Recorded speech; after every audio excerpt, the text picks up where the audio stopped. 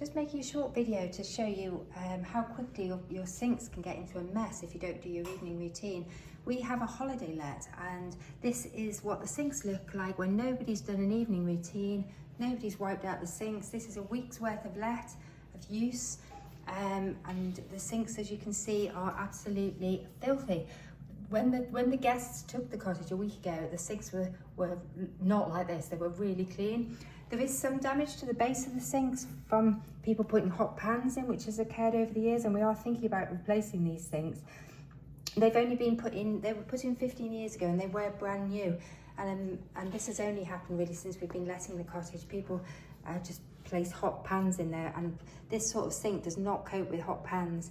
We also recently started using a stainless steel bowl in the sinks, which we thought might reduce the wear and tear on them as they were getting quite damaged, but actually I think it's exacerbated it. So I wouldn't recommend using a stainless steel bowl like this in a Butlers sink.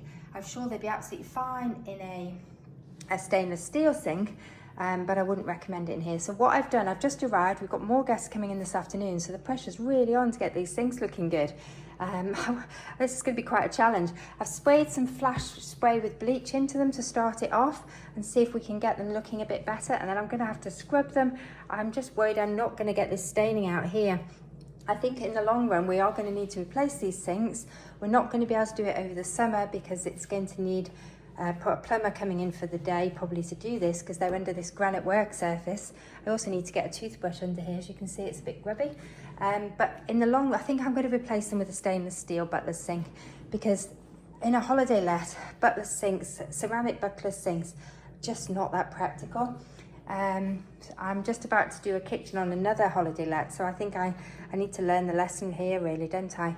It's so sad seeing these sinks looking like this. They're worse actually than one we've got at home, which is over 100 years old. Anyway, I thought I'd just share this with you.